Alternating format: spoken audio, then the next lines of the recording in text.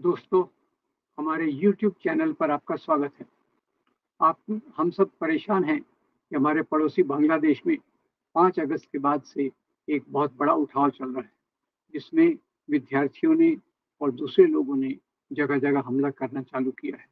ये बात तब हुई जब शेख हसीना को ने बांग्लादेश छोड़ा और उन्होंने आकर भारत में रहने का अपना मंतव्य जाहिर किया, जिसको भारत सरकार ने थोड़े दिन के लिए तो स्वीकार किया है। अब ये उठाव क्या था? बांग्लादेश वैसे तो 1971 में आज़ाद हुआ था पाकिस्तान के चंगुल से, और बांग्लादेश को बनाने में भारत का बहुत बड़ा योगदान था, क्योंकि मुक्ति बाहिनी जो बांग्लादेश की फौज थी, उसको मदद करने के लिए भारत ने बहुत बड़े प्रयत्न किए, जिसके कारण बांग्लादेश पाकिस्तान के चंगुल से मुक्त हो सका। अब इसके बाद वहाँ तो कई बार सरकारें बदली, बीच में आर्मी का भी रोल आया, और वहाँ 2 मुख्य पार्टियाँ, बांग्लादेश नेशनल पार्टी और अवामी लीग, ये वहाँ की 2 मुख्य पार्टियाँ हैं। और पिछले 15 साल से अवामी लीग की शेख हसीना सत्ता पर हैं, और भले ही वहाँ लोकतंत्र का नाम है, देश का नाम पीपुल्स रिपब्लिक ऑफ बांग्लादेश है, पर वहाँ एक प्रकार से हसीना ने अपनी तानाशाही मजबूत की और विरोधियों को पूरा दबाया। तो अभी क्या हुआ, ये घटना इस प्रकार से सामने आई कि वहाँ जो विद्यार्थी इस बात पे आंदोलन कर रहे थे कि 1971 के स्वतंत्रता संग्राम में जिन्होंने भाग लिया, उनके बच्चों के लिए वहाँ 30% का आरक्षण था। अब बांग्लादेश को आज़ाद हुए भी 50 साल से ऊपर हो गए, और अभी तक ये आरक्षण बना हुआ है। ये एक जरिया था शायद अवामी लीग के लोगों को मदद करने का, जो शेख हसीना ने चालू रखा बिना विरोधियों की बात सुनते हुए। और उन्होंने इसी के साथ-साथ जो अपनी तानाशाही, वैसे तो फॉर्मली लोकतंत्र है, पर उन्होंने एक अपनी तानाशाही मजबूत की, जिसके चलते विपक्ष की सबसे बड़ी पार्टी बांग्लादेश नेशनलिस्ट पार्टी, जिसकी अध्यक्षा खालिदा जिया हैं, उनको नज़रबंद करके रखा हुआ था। तो ये इस बात का इंगित करता है कि वहाँ के जो आम लोगों की भावना है, वो किस प्रकार से दबाकर रखी गई थी।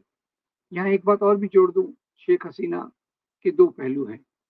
ये प्रधानमंत्री के रूप में इन्होंने एक तरफ अपनी सत्ता बहुत मजबूती से रखी, और साथ ही साथ इन्होंने जो वहाँ के अल्पसंख्यक हैं, उनकी सुरक्षा के लिए, उनको सही जगह देने के लिए भी बराबर का काम किया।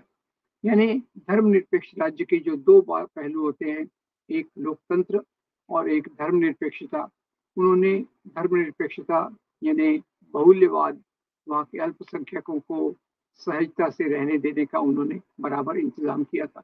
तो बहुत सारे अल्पसंख्यक शेख हसीना को मानने वाले हैं, अवामी लीग को मानने वाले हैं, इसलिए कि शेख हसीना के राज में उनको रहने की काफ़ी आज़ादी और काफ़ी प्रकार की स्वतंत्रताएँ थी। और दूसरी तरफ उन्होंने एकदम भयंकर तानाशाही लाई, और उसमें विपक्ष की आवाज़ को पूरा-पूरा दबा दिया। अब इसके बाद जब अभी उठाव हुआ, उसमें विद्यार्थी सबसे सामने थे, और उस उठाव के कारण कई अल्पसंख्यकों पे हमले हुए। वहाँ की जो एक संस्था है अल्पसंख्यकों की, हिंदू, बुद्ध, क्रिश्चियन, इनको मिला के एक जो संगठन बना हुआ है, उन्होंने बताया कि 5 दिनों में, पहले 5 दिन तक ये चलता रहा, यानी 10 अगस्त तक चलता रहा। उसमें करीब 49 शहरों में 502 हमले हुए। इन हमलों में करीब 2 हिंदू मारे गए, और कई बाकी हिंदुओं को चोटें वगैरह आई। ये उन्होंने ऑफ़िशियली घोषित किया, और उसी के साथ-साथ वहाँ उन्होंने एक बड़ा प्रदर्शन भी निकाला। इस प्रदर्शन में उन्होंने सरकार से माँग रखी कि हमें पूरी सुरक्षा प्रदान की जाए। अब एक तरफ ये बात चल रही है, दूसरी तरफ विद्यार्थियों ने वहाँ जो मोहम्मद यूनुस, डॉक्टर मोहम्मद यूनुस, जो पहले प्रोफ़ेसर भी थे, जिनको नोबेल पुरस्कार से नवाज़ा गया है, वो पेरिस में थे, और विद्यार्थियों ने उनसे आग्रह किया कि वो आकर अंतरिम सरकार के मुखिया के रूप में काम करें। मोहम्मद यूनुस ने उनकी ये बात को स्वीकार किया, आर्मी ने भी स्वीकार किया, क्योंकि आर्मी भी एक वहाँ ताकत है, विद्यार्थी एक ताकत है। और विद्यार्थियों के बीच में कौन-सी राजनीति है, ये अभी स्पष्ट नहीं है, पर मिलिट्री और भी मान गई और विद्यार्थियों ने प्रोफेसर यूनुस को बुलाया। प्रोफेसर यूनुस ने आते से पहली बात जो कही, उन्होंने लोगों को अपील किया कि अल्पसंख्यकों पर हमले नहीं होना चाहिए। उन्होंने अपील की कि आपने देश को बचाया है तो कुछ परिवारों को क्यों नहीं बचा सकते हम। ये अल्पसंख्यकों के परिवारों को बचाना हमारा काम है। शेख यूनुस ने ये एक बहुत महत्वपूर्ण और मजबूत संदेश भेजा। पहला संदेश ये भेजा, उसके बाद वो ढाकेश्वरी मंदिर, अब आपको बता दूं, ढाका का नाम ढाकेश्वरी मंदिर से पड़ा है। ये वहाँ का सबसे बड़ा मंदिर है। ढाकेश्वरी मंदिर में डॉक्टर यूनुस गए और वहाँ उन्होंने अल्पसंख्यकों के प्रतिनिधि, खासकर हिंदू अल्पसंख्यकों के प्रतिनिधि से बात भी की और उन्हें एक रीएश्योरेंस दिया, उन्हें एक सांत्वना दी कि आपके खिलाफ हमले रोकने की मैं पूरी पूरी कोशिश करूंगा। अभी आज की तो खबर है कि उन्होंने नरेंद्र मोदी को भी फोन किया कि हम पूरी कोशिश करेंगे कि अल्पसंख्यकों की रक्षा की जाए। तो एक तरफ से वहाँ के जो अभी अंतरिम सरकार के मुखिया हैं शेख यूनुस, वो पूरी तौर से अल्पसंख्यक, खास तौर से हिंदू समुदाय की सुरक्षा के लिए सामने आए हैं और उन्होंने अपना बयान भी उसी प्रकार से दिया है। दूसरी ओर से यहाँ भारत में बांग्लादेश के बारे में जो खबरें आ रही हैं वो काफी डिस्टॉर्टेड हैं। काफी उनको तोड़ मरोड़ के ऐसे प्रस्तुत किया जा रहा है कि बांग्लादेश में हिंदुओं पे बहुत अत्याचार हो रहे हैं और लोगों को भड़काने के लिए जो सांप्रदायिक तत्व हैं वो इस प्रकार की बातों को उछाल के ले रहे हैं, सेलेक्टिवली ले रहे हैं, वहाँ के वीडियोस को गलत बता रहे हैं और बयानबाजी कर रहे हैं। जैसे कंगना रनौत ने कहा कि रामायण महाभारत में भी शांति के लिए युद्ध किया गया था, तो हमें भी युद्ध के लिए तैयार रहना चाहिए। अपनी तलवारें म्यान से निकालिए और रोज 10 से 15 मिनट आप उसका अभ्यास कीजिए। ये एक प्रकार था।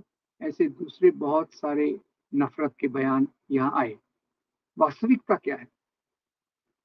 दो मैं आपको उदाहरण दूंगा, दो वीडियोस के।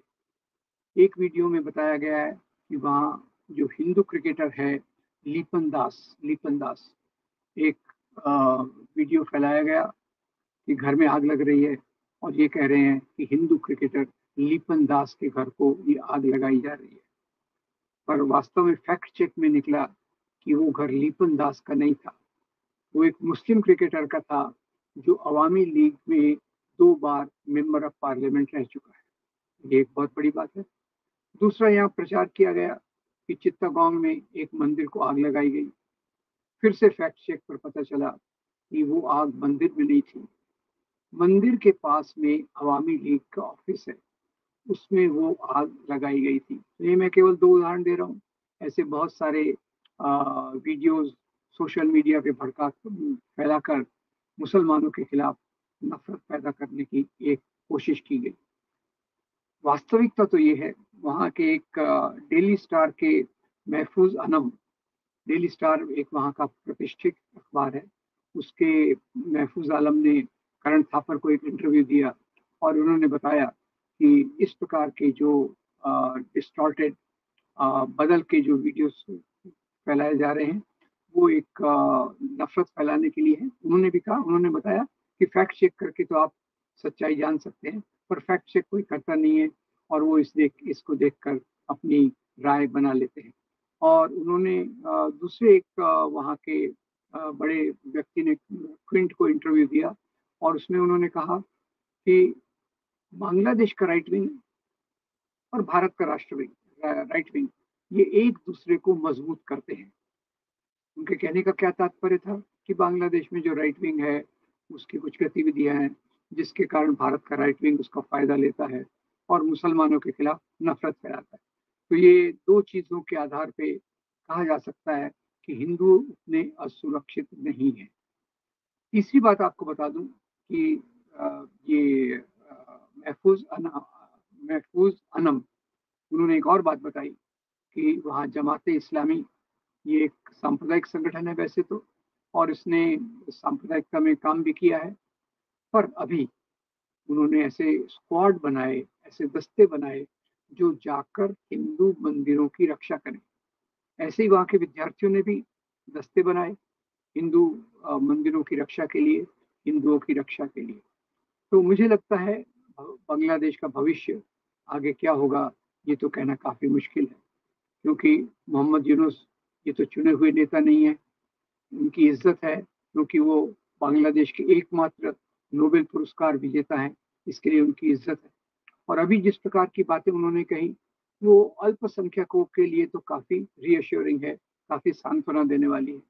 और इसके बाद जब चुनाव होंगे, अभी विद्यार्थी वहाँ बात कर रहे हैं कि वो एक तीसरी पार्टी बनाएंगे, अवामी लीग और बीएनपी को छोड़कर, क्योंकि ये अब इनकी क्या विचारधारा है, इनके पीछे कौन लोग हैं, ये पता करने की जरूरत है।